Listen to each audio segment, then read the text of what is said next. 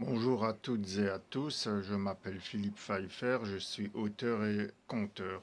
Aujourd'hui, je tourne cette seconde vidéo pour vous présenter un autre livre qui s'intitule Mon frère de sang.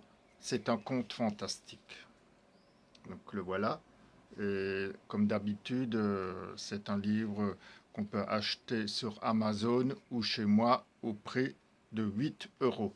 Alors, dans les vidéos précédentes, j'avais déjà présenté Confession d'un mort vivant ou le tombeau des regrets. Donc, le voilà.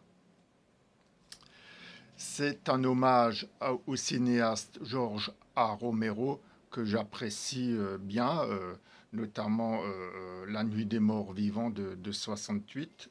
Et j'avais aussi présenté Le Brouillard de Miroval, pardon, qui est un hommage à John Carpenter. Donc, ce brouillard de Miroval est la transposition de cette histoire de brouillard d'où surgissent des revenants dans un village français. Et John Carpenter est un de mes cinéastes préférés. Mais il en manquait un. Alors, récemment, le cinéma Cosmos à Strasbourg a diffusé plusieurs films de David Cronenberg, que j'apprécie aussi également. Il y avait La Mouche, Les Crimes du Futur et Vidéodrome. Et je me suis dit, bah, il manque aussi un hommage à David Cronenberg. Donc je suis sorti du cinéma et subitement l'idée était dans ma tête.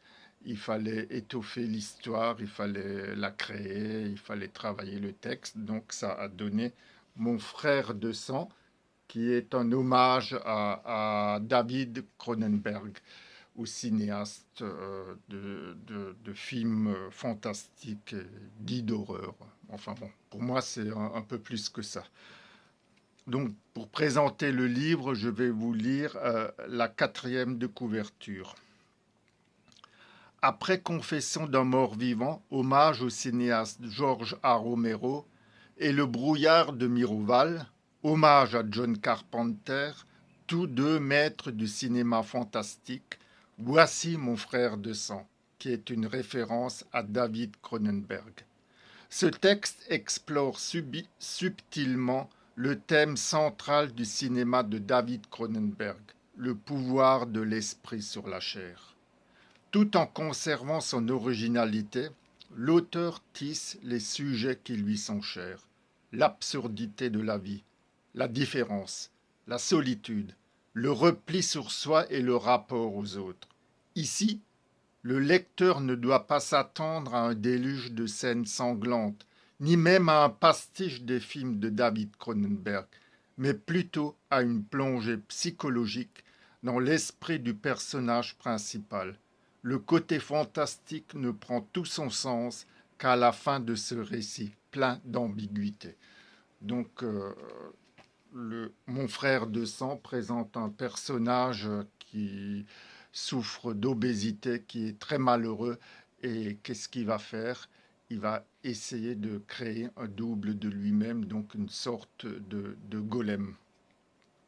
Voilà, donc je vais vous lire un petit paragraphe, donc la première page pour vous donner une idée du ton de ce texte que, dont je suis assez fier, et d'ailleurs comme les deux autres, Le brouillard de Miroval que j'aime vraiment beaucoup, et Confession d'un mort vivant aussi, et je crois que celui-là est aussi assez réussi, c'est au lecteur de juger. Donc, j'y vais. Je m'appelle Gabriel, comme l'ange, mais je n'ai absolument rien d'un ange. Que mon prénom commence par la lettre G n'a rien de hasard. Ce hasard si cruel avec les êtres faibles. Je suis l'homme aux 3 G, grand, gros et gâché. L'infirmière qui vient chaque jour pour s'occuper de moi me surnomme Gabi, alors que j'ai tellement horreur qu'elle m'appelle ainsi. Pour moi, ce diminutif n'a rien d'affectueux.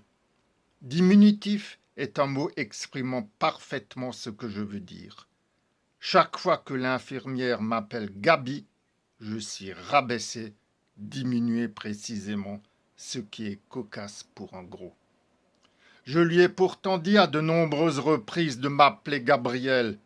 Hélas, elle s'obstine à employer ce surnom horripilant, Gabi. Autant pisser dans un violon ou parler à un mur. Persuadé qu'elle le fait exprès pour m'énerver, j'ai beau lui répéter que je suis Gabriel et non Gabi.